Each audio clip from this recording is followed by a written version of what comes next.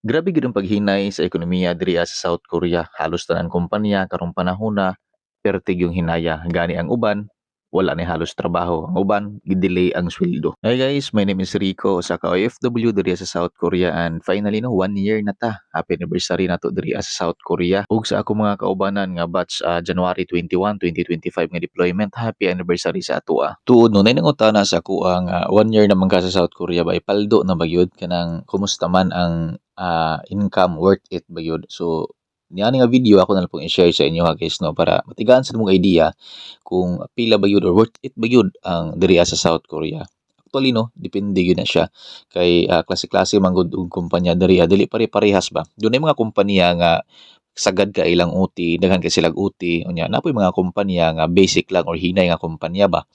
So ako nabilong ko sa basic nga company pero para sa tanan akong iistorya sa inyo ha kung pila man yun ang pila mo gyud ang malimpyo sa usa ka basic nga kumpanya kung walay overtime nya worth it ba gyud nga naa ka sa South Korea bisag mahimutang ka sa hinay or basic lang nga kumpanya.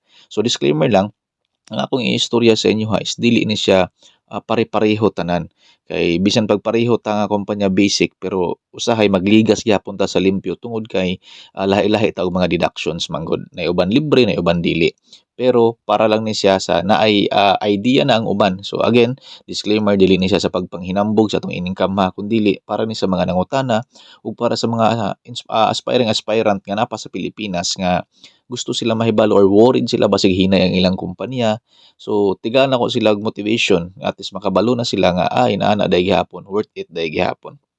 Last year guys, 2025, tsamba ra kaayo or kapila ra ka beses nga niabot og 20 hours nga akong overtime unya niabot og 11 oras. Kasagaran yun ang overtime namo is 5 tapos pinakagamay 30 minutes nya kasagaran duha, tulo, isa ana ra gina.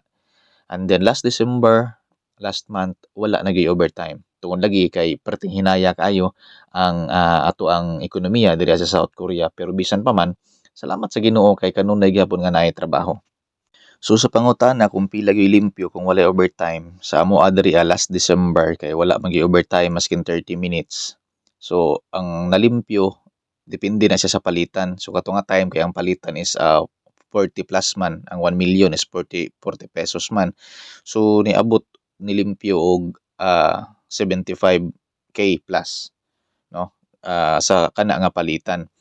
So kay ang akong deductions pero akong sama sa akong giingon dili parehas tanan kay ang akong deductions mangod diri is nasa 300,000 lang or 12,000 plus lang sa peso no. Kuan na taxes na siya, benefits na namo na naikukmin. So 12,000 pesos ang ako ang deductions. Namo gud may yuncha nga gi-appeal na. So munang ang nilimpyo ang uban man gud is wala gina-appeal ang ilahang yuncha kay magamit nila ning bakasyon. Nga mo gina-appeal na sa sweldo. So munang maabot mi og dili mi moubos og 70 plus depende sa palitan. So muna siya wala siya overtime guys. Yan nabutoy ng utana pila may imong pinakadako nga na income diha dol sud karong tuiga. So ato na lang gid isa-isa og tubagan ning video ha kay medyo taas-taas man gid ni. Sa sigon lang sa motan-aw anig human na makakuha yung information. Pinakadako nga net nako karon sa nga tuig is 92 no. So mubo gani ang palitan adto. Mura pud to nga time kato lagi niabot og 20 hours ang akong overtime. So na naman idea katong uban diha nga moabot pag tagpila ka oras silang overtime na panggabi mulimpyo gina sila og 150 tinuod yun na 150 120 inana gina sila. So hinaot nga ako pang natubag no. So karon ang sunod na pud nga pangutana sud sa isa ka tuig naara ba kay napundar? Mao gini kasagaran pangutana labi na sa mga chismosa. Unsa na may napundara na nga 1 year man na siya sa abroad. So ato gyapon ang isgutan karon. Sud sa isa ka tuig guys kaluoy sa Ginoo. Basic ra mi ring atong kumpanya. Ang ato yung napundar guys no is resibo, payslip arang baga. Tinuod gid lang giingon nga mag-abroad gani kang imo yung mapundar mga resibo yun. Bitaw gipili na ko nga wala pa gid ko nagpundar guys. Kay kung gustohon pwede na ka nga mapalit ka og yuta or maghinahinay kag pabalay or magnegosyo pero gisundan ako ang kanabang tamang process ba kanang gitawag nila mag-build ka og emergency fund. So diha ako nagsubay. Gani wala pa gyud nakumpleto nga akong emergency fund no kay nakoy gi-goal nga maabot or ma-reach nga amount para sa akong emergency fund ba. Kay lagi tungod aning homesick, so share lang nako na pod kining homesick guys ato gining maistoryahan karon. Ang grabe gyud ang homesick mo atake, so ang gibuhat nako para dili kayo ko makuhaan sa akong homesick ang katong pag mag-birthday ako mga bata daan na pud ko nakiistorya sa ilaha nga tong gikan pa ko gikan sa Pilipinas nga ako jud silang handaan kay para makabawi ita ba kana bitaw sa atong pagbiya sa atong pamilya nga siyempre mingawon po na sila sa atoa. So aron maka-feel pud sila ba nga worth it atong paglayo, ako silang giingnan nga kada birthday ninyo maghanda mo kay para at least makita nila nga ato ang pagpaningkamot ba nga bisan wala atong presensya pero mahatag sab nato ang ilahang kanang kalipay. So mao to sus na kay primero na akong handa sa akong anak kay nakuan man na mura bag nag-fuel ako ang kasing-kasing ba nga imbis nga ma-homesick ko nakita man ako nga malipayon sila. Mao tong murag nakapadayon ko mo nang every time nga naay birthday ako silang ginahandaan. So mao tong dako ko gasto expenses karong tuiga pud para sa mga handa pero daan naman nagsabot nga kana lang ha tag-isa lang sa gyud ka kanang birthday ninyo nga handaan mo sunod dili na pud dinana ka kuan nga maghanda gyud permanente nga naay litson. Mao to gi-share lang nako guys kay sa labi na sa mga bag-o kung ma-homesick mo try mo pangita og kuan gamitan ang kwarta ayaw lang sig tigom permanente. Magtigom ta pero ayaw pud nga tigom na lang tanan nga bisag na homesick na ka pangita og asa ka malipay. Manggihatagon ba ka nakaihatagan parents nimo or kanang kaila nimo depende gud sa imo ha pero dapat kanang kuan gyapon kanang gi-manage gyapon nimo. Sa balik data guys no nga grabe gid kahinay kayo ang ekonomiya karon sa South Korea. Gani ang among kumpanya naapektuhan man gid mi. Gistorya gid mi sa among amo nga pabakasyonon mi og puli-puli.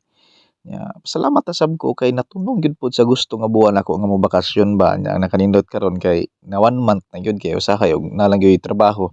Labo kayo nga makakuha mig 1 month nga bakasyon siguro 2 weeks, 3 weeks ana ra.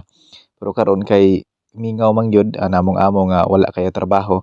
So kinahanglan ay magbakasyon puli-puli lang mo. So timing ra gid sab kaayo.